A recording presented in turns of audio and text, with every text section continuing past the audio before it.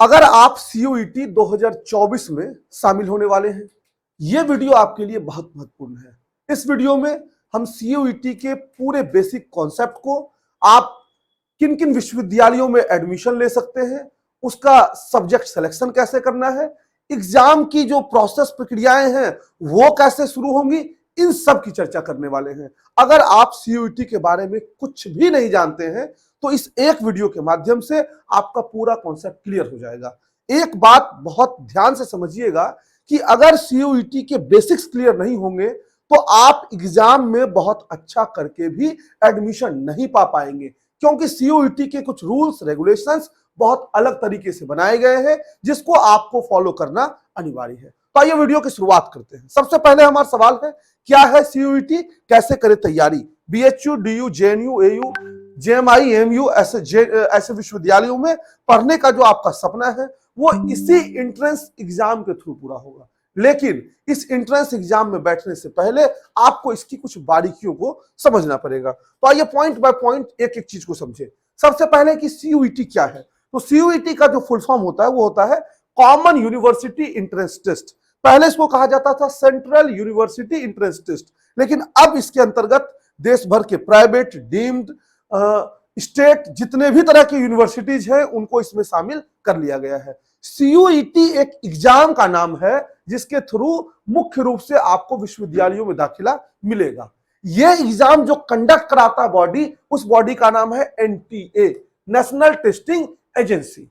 हालांकि इस एजेंसी का कोई भरोसा नहीं है कि किस तरीके से ये अलग अलग 2 वर्षों में जिस तरह से इसने सीयूईटी को कंडक्ट करवाया है, इसकी विश्वसनीयता पर प्रश्न चिन्ह है, लेकिन फिर भी आपको इसी बॉडी के थ्रू जो है इस एग्जाम को देना पड़ेगा। कंप्यूटर बेस्ड मॉडल में जो है एग्जाम कराया जाता है, यानी ऑफलाइन मोड में कोई एग्जाम का प्रावधान सीयूईटी के अंतर्गत एनटीए ने नहीं किया गया है। इसके बाद एनटीए आपको देगा स्कोर कार्ड, और उस स्कोर कार्ड के माध्यम से अलग अलग विश्वविद्यालयों में आप करेंगे रजिस्ट्रेशन, और फिर आपका जो है मेरिट लिस्ट निकल के आएगा। अगर आप एलिजिबल होंगे तो, ध्यान रखिएगा मैंने टर्म यूज किया, अगर आप एलिजिबल होंगे तो। 2023 में देश के 250 यूनिवर्सिटी ने सीयूईटी में जो है वो हिस्सा लिया। मतलब बच्चे तो लिए 15-16 लाख से ज्यादा, यूनिवर्सिटीज भी सम्मिलित होती हैं ताकि उनके स्कोर के आधार पे जो एनटीए उनको स्कोर देगा, उस सीयूईटी के स्कोर के आधार पे उनके विश्वविद्यालयों में एडमिशन की प्रक्रियाएं सुनिश्चित की जा सकी। जैसे सेंट्रल यूनिवर्सिटी इस बार 45 शामिल हुआ, स्टेट यूनिवर्सिटी 37 शामिल हुए, दिल्ली डीम्ड यूनिवर्सिटी जो है वो 32 शामिल हुआ। इसी तरह से प्राइवेट यूनिवर्सिटीज की जो नंबर थी 133, और अदर यूनिवर्सिटीज का जो नंबर था 3 था। बेसिकली इतना बड़ा फिगर पे हमको नहीं जाना है, यद्यपि ये संख्या आपको 250 दिख रही है, लेकिन आपके काम का इसमें 25 भी नहीं मिलेगा। यह सच्चाई है, क्योंकि आप क्या करना चाहते हैं, आपकी लोकेलिटी क्या है, क्या आप वहां कंफर्टेबल होंगे, ये सारी चीजें अगर आप देखेंगे तो आप पाएंगे मुश्किल से 5 से 6 विश्वविद्यालय ही आपके लिए बचेंगे। जैसे अगर हम बात करें दिल्ली के, यूपी के, बिहार के, राजस्थान के, इन क्षेत्र के बच्चों की, और ये बड़े विश्वविद्यालय में अगर पढ़ना चाहेंगे तो इनके लिए कुछ ऑप्शंस जो खुल के आएंगे, वो आपका जेएनयू आएगा, डीयू आएगा, बीएचयू आएगा, एयू आएगा, उसके बाद जो है बीबीएयू आएगा, एएमयू आएगा, जेएमआई आएगा, यही सब 6-7 जो विश्वविद्यालय है। अब इसके अलावा नागालैंड विश्वविद्यालय है, मणिपुर विश्वविद्यालय है, तमिलनाडु विश्वविद्यालय है, ढेर सारे विश्वविद्यालय हैं। तो उधर के बच्चों के लिए ये उपयोगी होगा, लेकिन इधर के बच्चे उधर जाके जो है ये सारे कोर्सेस को करने के लिए नहीं जाएंगे। तो आपको इतने बड़े फिगर पे नहीं जाना है, आपको अपने काम के विश्वविद्यालय पे जाना है, जो मिलेगा आपको लगभग 10 की संख्या में मैक्सिमम अगर आप जाते हैं तो। अब सवाल आता है कि सर ये तो हो गया, सीयूईटी के थ्रू एडमिशन हो जाएगा बच्चों का, लेकिन ये कौन कौन दे सकता है, एलिजिबिलिटी जो है सबसे इंपॉर्टेंट चीज। तो अगर आप 12th अपीयरिंग है, यानी कि आप 12वीं की परीक्षा इस वर्ष देंगे, या आप 12वीं की परीक्षा दे चुके हैं, यानी आपका एक गैप ईयर हो जाएगा, क्योंकि आपने इस बार एडमिशन जो है वो नहीं लिया होगा, या ले भी लिया होगा तो फिर से देना चाहते हैं तो भी दे सकते हैं। तो 12th अपीयरिंग और 12th पास्ड कोई भी बच्चा जो एग्जाम को दे सकता है, यहां तक कि 1-2 साल का आपका गैप है तो भी आप दे सकते हैं। एनटीए के द्वारा कोई एज लिमिट जो है वह नहीं लगाई गई है, लेकिन ध्यान रखिएगा कई दफा विश्वविद्यालय एज लिमिट लगाता है। जैसे उनका कहना है कि 24 साल से ज्यादा ग्रेजुएशन में एंट्री के वक्त नहीं होनी चाहिए। तो ये आपको थोड़ा जो है वो ध्यान देना होगा, और ये यूनिवर्सिटी टू यूनिवर्सिटी वेरी करेगा, लेकिन सामान्य तौर पे आपको उससे बहुत ज्यादा दिक्कत नहीं आएगी अगर आपका 4-5 साल गैप नहीं है तो। इसके बाद 12th की परसेंटेज की बात करें, पहले जैसे कई विश्वविद्यालय थे जो 12वीं के परसेंटेज के आधार पर एडमिशन ले लेते थे, वो तो हटा दिया गया। लेकिन कई विश्वविद्यालयों में अभी भी नियम है कि 12वीं का एक परसेंटेज फिक्स किया गया है। जैसे 12th में आपको 50% चाहिए, अगर आप 49% 12th में आया है तो आप उसकी एलिजिबिलिटी क्राइटेरिया ही खो देंगे, मतलब उसके लिए एलिजिबल ही नहीं है। तो 12th से जरूर एडमिशन नहीं होना है, लेकिन 12th का स्कोर जो है वो एलिजिबिलिटी क्राइटेरिया का पार्ट है, यद्यपि वो स्कोर बहुत बढ़ा चढ़ा के नहीं रखा गया है। इसके बाद है कि सीयूईटी का पेपर पैटर्न क्या होता है। तो सीयूईटी के एग्जाम को 3 पार्ट में डिवाइड किया गया है। पहला पार्ट अपना है लैंग्वेज टेस्ट, दूसरा पार्ट है अपना डोमेन टेस्ट और तीसरा पार्ट है अपना जनरल टेस्ट। सर हम कौन सा एग्जाम दे सकते हैं? आप कोई भी एग्जाम दे सकते हैं और एनटीए आपको रोकने वाला नहीं है। एनटीए फ्री कर दिया है कि आप कोई भी 10 पेपर जो है वो चूज करिए और दे दीजिए। अभी हम समझाएंगे 10 पेपर कैसे होगा, इस पॉइंट को भी। बहरहाल आपको यह समझना है कि लैंग्वेज के अंतर्गत 33 लैंग्वेज को रखा गया है, डोमेन सब्जेक्ट के अंतर्गत 27 डोमेन सब्जेक्ट अवेलेबल है और जनरल टेस्ट जिसमें कि maths, reasoning, GK, GS, current affair, इसका पोर्शन जो है वो रखा जाता है। इसके बाद अगली पॉइंट अपना है कि सीयूईटी का मार्किंग स्कीम और एग्जाम का ड्यूरेशन जो है वो क्या होता है। तो मार्किंग स्कीम और ड्यूरेशन जो है वो सब्जेक्ट टू सब्जेक्ट वेरी करता है। जैसे 3 पार्ट में ऑलरेडी है, वो लैंग्वेज है, लैंग्वेज के बाद जो है आपका डोमेन है, डोमेन के बाद आपका जनरल टेस्ट है। तो लैंग्वेज और डोमेन का जो है वो एक मार्किंग स्कीम है। जैसे क्या नंबर ऑफ क्वेश्चंस जो है वो आपको 50 होंगे, टोटल अटेम्प्ट आपको उसमें करने हैं 40 और सही उत्तर देने पे आपको मिलेगा +5 और अगर आप गलत कर देते हैं आपको मिलेगा -1। जो टोटल नंबर ऑफ आपका पेपर में एग्जाम हो गया वो हुआ 200 मार्क्स का। यानी अगर आप हिंदी लैंग्वेज चूज किए तो 200 का, इंग्लिश चूज किए तो 200 का, अगर कोई और चूज कर लिए, हिस्ट्री चूज कर लिए तो 200, पॉलिटी चूज किए तो 200, यानी 200 मार्क्स का सब एग्जाम जो वो होता है। टाइम आपको मिलेगा 45 मिनट। कुछ ऐसे सब्जेक्ट्स हैं जहां आपको 60 मिनट तक का समय जो हुआ दिया जाएगा, जिसमें कि आपका accountancy, economics, physics, computer science, information practices, chemistry and mathematics और अप्लाइड मैथमेटिक्स जो है वह शामिल है, क्योंकि यहाँ पे ढेर सारे न्यूमेरिकल्स जो है वो करने होते हैं। इसी तरह जनरल टेस्ट में आएंगे तो जनरल टेस्ट में नंबर ऑफ क्वेश्चंस 50 से बढ़ के 60 हो जाएगा। उसके पहले वाले सेशन में 75 था। ये सारा जो आपका पैटर्न है वो 2023 के लेटेस्ट पैटर्न पे आधारित है। हो सकता है एनटीए का मन आए, विचार आए, 24 में चेंज भी कर सकता है, लेकिन यही पैटर्न जो है 2023 तक दिया गया है। नंबर ऑफ क्वेश्चंस जो है वो 60 है, अटेम्प्ट करना है आपको 50। यहां भी एक सही जवाब देने पे 5 और गलत जवाब दे देने पे -1 का प्रसाद मिलेगा। टोटल मार्क्स यहां हो गया 250 और समय जो दी जाती है वो दिया जाता है 1 घंटा यानी 60 मिनट का। तो ये आपका है मार्किंग स्कीम। अब अगर सिलेबस की बात करें हम, तो लैंग्वेज के अगर सिलेबस की बात करेंगे तो लैंग्वेज के सिलेबस में सामान्य तौर पे अगर हम बताएं तो आप मान लीजिए लिटरेरी पोर्शन और ग्रामर दोनों आता है। लिटरेरी में मेरा वोकैब वगैरह वाले सेक्शन से संबंध है। अब ये ऐसा सिलेबस दिया हुआ है कि questions from the language section will be from the following topics but are not limited to.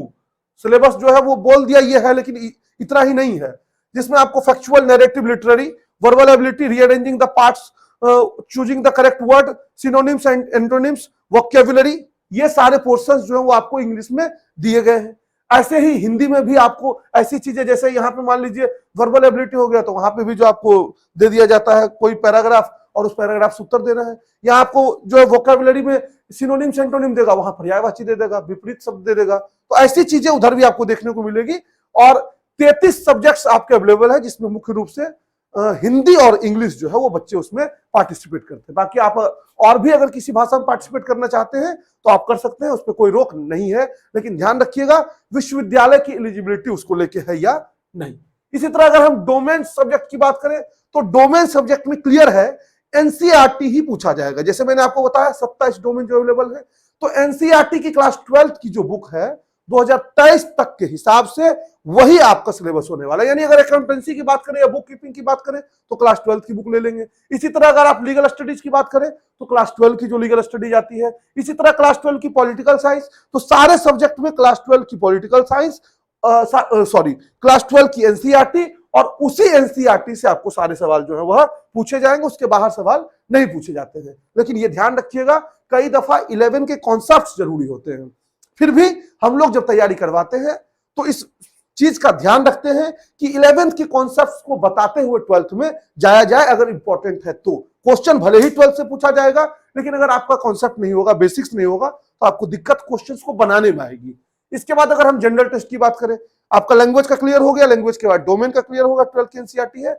General test का सिलेबस बहुत जनरल है और इतना जनरल है कि कुछ पता नहीं चलता है। अगर देखें हम एनटीए का जो लिखा हुआ है तो उसमें आपको जनरल नॉलेज आएगा, करंट अफेयर आएगा, मेंटल एबिलिटी आएगा, न्यूमेरिकल एबिलिटी आएगा, क्वांटिटेटिव रीजनिंग आएगा। अगर इस सब को हम समराइज करके कहें तो 3 पार्ट है, जीके, रीजनिंग, मैथ, जिसमें कि रीजनिंग और मैथ वाला पोर्शन को अभी तक पिछले 2 सालों में एनटीए ने बड़ा स्ट्रॉन्ग करके रखा है। जीके वाले पोर्शन को बहुत अटपटा, मतलब आप कुछ भी पढ़ के जाइए इधर उधर वो घुमा देंगे। और ये करंट अफेयर लिखते जरूर अलग से है, लेकिन एक एक 1.5 साल पुराना करंट अफेयर ये पूछ दे रहे हैं सामान्य तरीके से।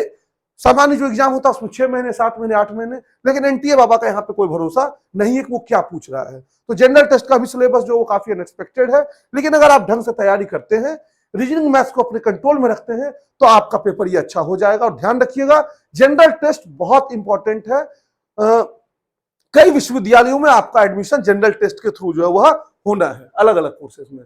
अगर हम सीयूईटी एग्जाम के कुछ बेसिक पॉइंट की बात करें तो आपको तो ये बता दिया गया कि 33 लैंग्वेज है, 27 डोमेन है, उसके बाद ये जनरल टेस्ट है। आप कितना दे सकते हैं? क्या आप सबका पेपर देंगे या आप गए एक ही दिन आपका पेपर हो जाएगा? नहीं। जैसे क्या होगा, इसमें आप सब्जेक्ट चूज करेंगे, सब्जेक्ट चूज करने में एनटीए कोई नहीं, आपको कभी नहीं रोकेगा। आप मान लीजिए पढ़ रहे हैं हिस्ट्री, आपका मन कर रहा है हम देंगे जो है फिजिक्स, आप दीजिए, आपको नहीं रोक रहा है। लेकिन विश्वविद्यालय अलाउ कर रहा है कि नहीं, ये ध्यान देना है।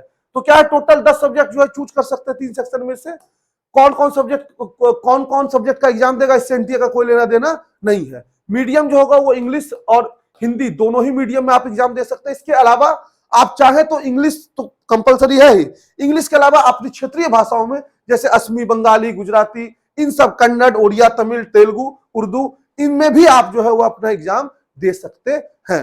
ज्यादातर बच्चे हिंदी और इंग्लिश में ही पेपर को प्रेफर करते हैं जो नॉर्थ इंडियन बेल्ट के हैं। मोड ऑफ एग्जामिनेशन की बात करें तो कंप्यूटर बेस्ड टेस्ट है सीबीटी मोड। सीबीटी यानी कंप्यूटर बेस्ड टेस्ट, कोई ऑफलाइन एग्जाम का प्रबंध जो इसमें नहीं है, सब एग्जाम ऑनलाइन होगा। एग्जाम डेट की अगर एक्सपेक्टेड बात करें तो अनुमानित है कि मई में ये एग्जाम आपका कंडक्ट जो इस बार एनटीए के द्वारा करा दिया जाए।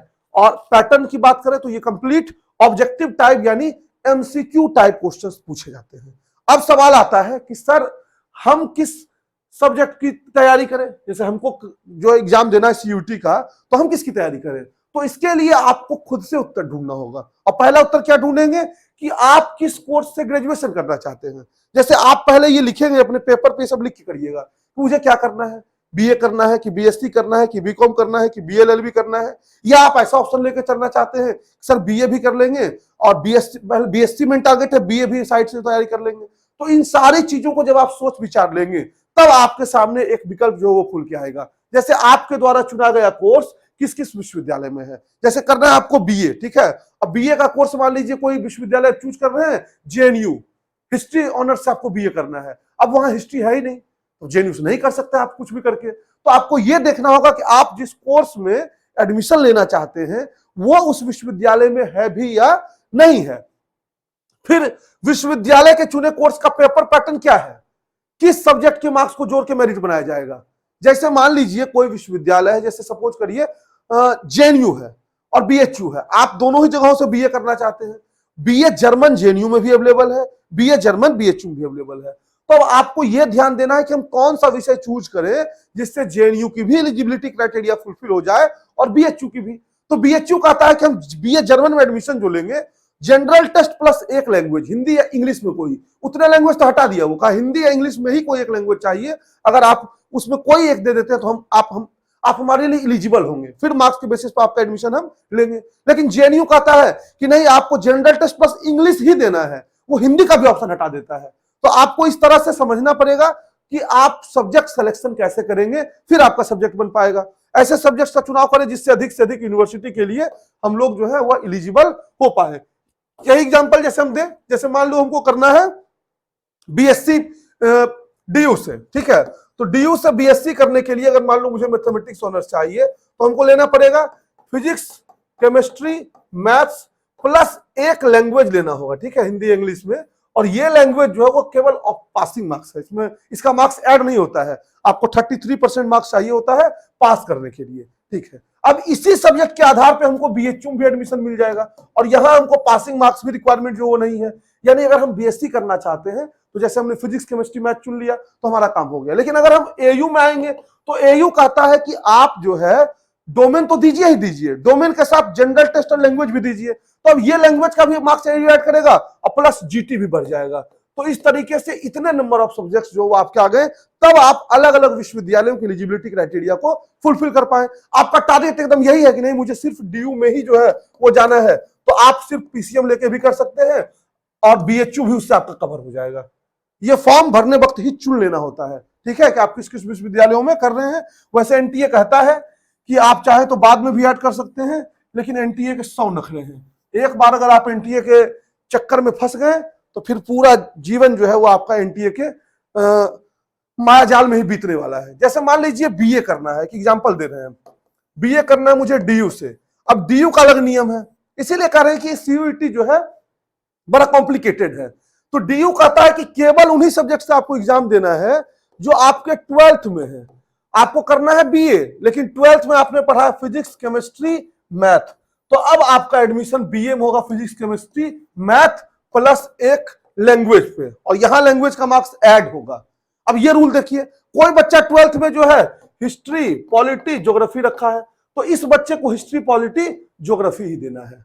अब वही बच्चा चाहता है बीएचयू में भी बीए कर ले, तो उस स्थिति में बीएचयू कहता है जीटी प्लस एक लैंग्वेज हमको चाहिए, यानी 12 से इसका कोई लेना देना नहीं है। यही बच्चा एयू से अगर करना चाहेगा तो एयू वाला कहता है कि हमको 2 डोमेन चाहिए ह्यूमैनिटीज बैकग्राउंड का, यानी आप 12th में क्या पढ़ रहे हैं इससे हमारा लेना देना नहीं है, लेकिन हमारे यहाँ एडमिशन के लिए ह्यूमैनिटीज बैकग्राउंड का ही चाहिए। तो वही बच्चा अगर एयू आएगा तो बताओ डीयू के लिए अगर उसने 12th में पीसीएम पढ़ा तो यहाँ उसको फिर हिस्ट्री पॉलिटी भी पढ़ना पड़ेगा 2 सब्जेक्ट के रूप में, तब इसका बन जाएगा GT plus language plus history polity plus PCM, तब जाके ये सब विश्वविद्यालय के एलिजिबल होगा। तो ये चीजें आपको समझनी पड़ेगी। कितने सब्जेक्ट को हम चूज कर सकते हैं, चूज करने का तो 10 उसने लिखा है, हम 10 दे देंगे, लेकिन क्या उन 10 को देने से हमारा कहीं एडमिशन होगा? उन 10 में हमारी परफॉर्मेंस अच्छी होगी?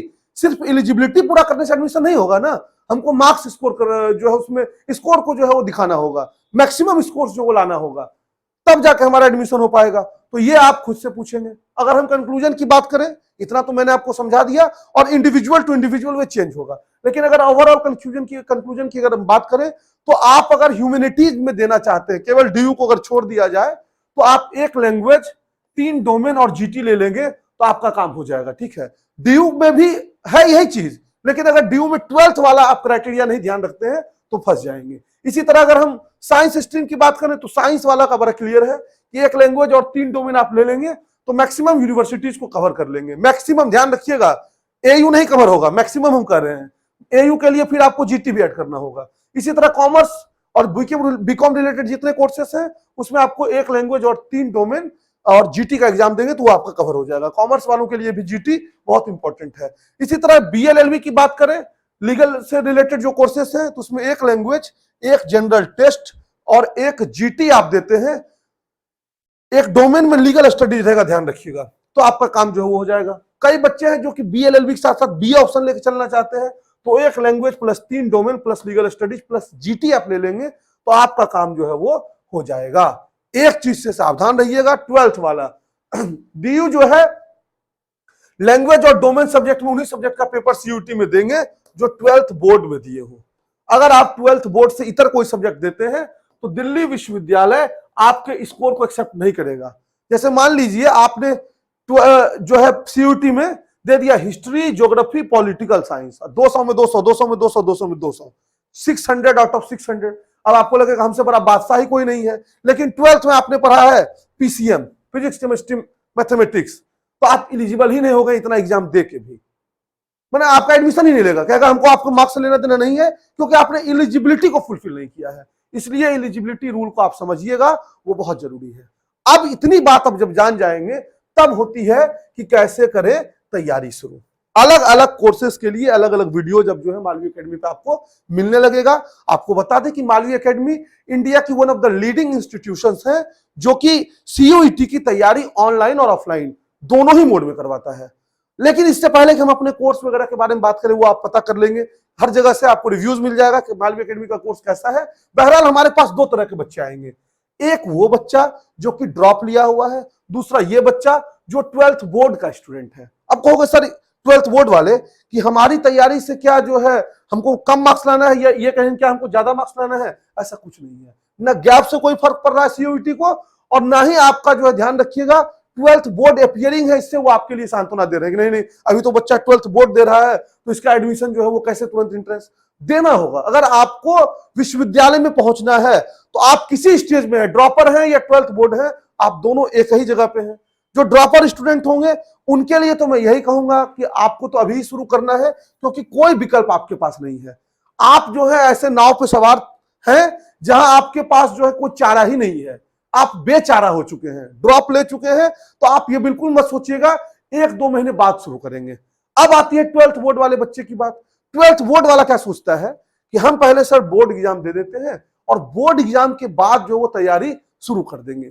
इस स्टेज में भी उनकी थिंकिंग गलत हो जाती है। क्यों? क्योंकि बोर्ड एग्जाम बहुत लेट तक जो खिंच जाता है, और अगर बोर्ड एग्जाम लेट तक खिंच गया आपका एडमिशन कैसे होगा? मार्क्स के बेसिस पे।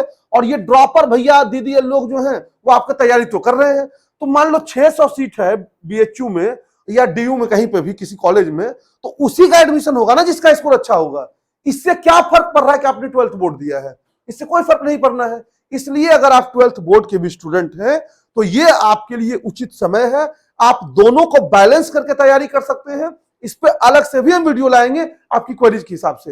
लेकिन ध्यान रखिएगा जितना डिले आप अपनी तैयारी को शुरू करने में करेंगे आपकी मुसीबतें उतनी बढ़ती चली जाएंगी। और ये अगर आप सोच के हैं तैयार कि नहीं मेरा जो है एग्जाम खत्म हो जाएगा फिर क्रैश कोर्स आएगा, महीने 2 महीने में तैयारी कर लेंगे, तो आप एक बार कट ऑफ देख लीजिएगा। कट ऑफ देख के आपको अंदाजा लग जाएगा कि आप क्या कर रहे हैं। ठीक है, तो ये आपका था पूरा जो है एनालिसिस सीयूईटी 2024 के बारे में। सीयूईटी के बारे में हमने आपको एक एक बेसिक पॉइंट जो वो डिस्कस किया। आने वाले वीडियोस में हम आपको कोर्स वाइज और सब्जेक्ट वाइज जो है वो पूरा डील करेंगे। और अगर आपके मन में कोई क्वेरी हो तो कमेंट बॉक्स में बताइए और उसके ऊपर वीडियो बना के आपके सारे सवालों का जवाब दे दिया जाएगा। बाकी अगर आप मालवी एकेडमी के कोर्स से जुड़ना चाहते हैं तो 4 सितंबर से मालवी एकेडमी का उमंग बैच ऑनलाइन और ऑफलाइन मोड दोनों में शुरू हो रहा है। हमारी ऑफलाइन ब्रांच लंका वाराणसी उत्तर प्रदेश में स्थित है, और ऑनलाइन आप मालवी एकेडमी ऐप के थ्रू अपनी तैयारी जो है वह सुनिश्चित कर सकते हैं। मिलते हैं अगले वीडियो में, तब तक मस्त रहे, स्वस्थ रहे। All the best and love you all.